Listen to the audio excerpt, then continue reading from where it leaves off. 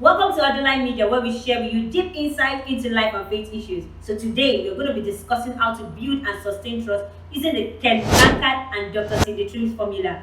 Just stay tuned.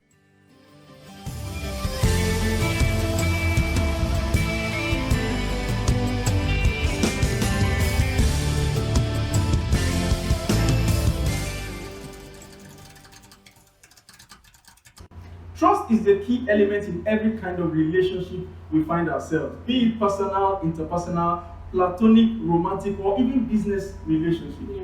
But when it is broken, it becomes very difficult for there to be a flow in that relationship.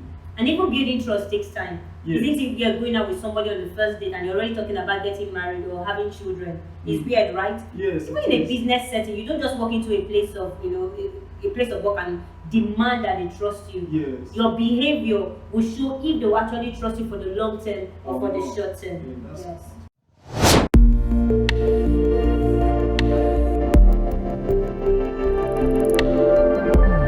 It's really fun to realize the nonverbal aspect of trust, because if people trust you, they're willing to turn their backs on you. They're willing to focus on their work and all because they know that you mean them no harm. But I want to tell you, if they don't trust you, they're not focused on their work as much as they're focused on you because they want to see what you're up to. Are you going to sabotage them or what they're doing? And boy, that starts to permeate your whole group. And so you need to build an environment right from the beginning where people know that I'm here to support you, to encourage you, and to help you win. I'm not here as the judge, jury, and evaluator. We're on the same team. We have different roles, but I'm here for you. I work for you. You don't work for me. Boy, that is powerful. When people understand that, wow, they're willing to be creative, they're willing to run with the ball, they're willing to be empowered, and I want to tell you, that's a win for you and it's a win for them.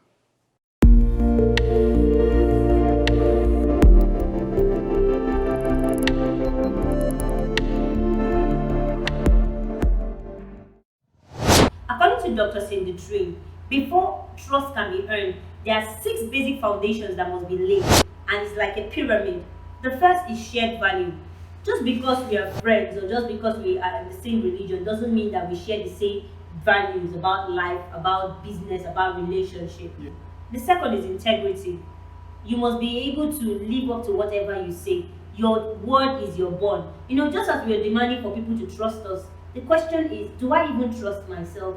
Do I even keep promises that I've made to myself? Because when I don't keep the promise I've made to myself, I'll always suspect other people. Yes. And that's where the blame game begins. And the third is empathy. That is walking a mile in somebody's shoes. Just like we talked about in our previous video where we said handling difficult times. You must be able to know what it feels like to be in other people's shoes before you actually cast aspersions on them. Yes, you must be able to care for other people. It's a very important foundation to build trust. Yeah. If other people, in any kind of relationship you find yourself, the other person must know that you care about them. Yeah. And that's a very important basic foundation for building trust. Yes.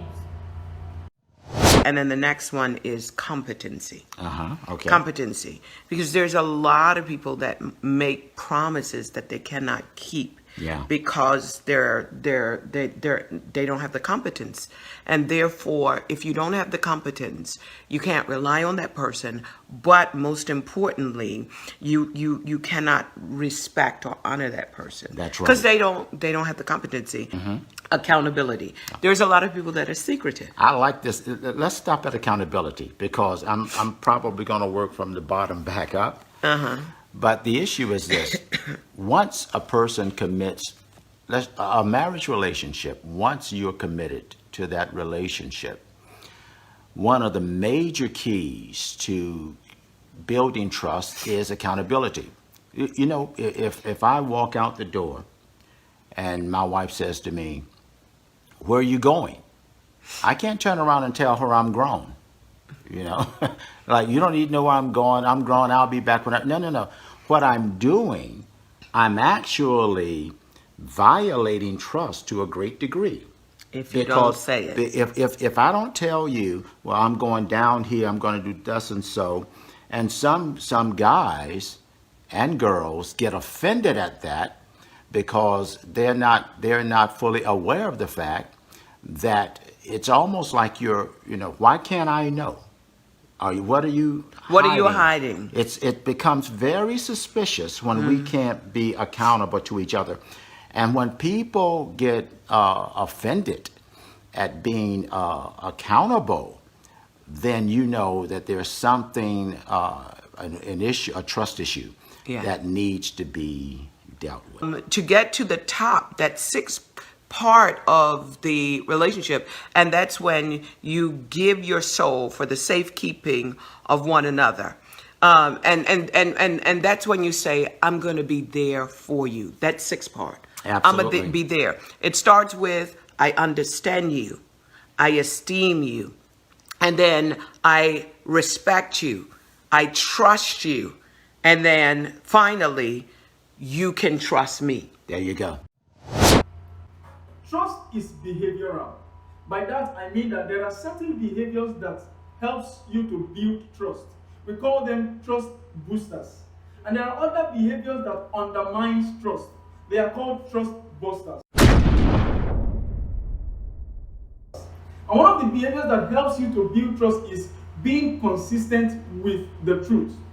Always say the truth.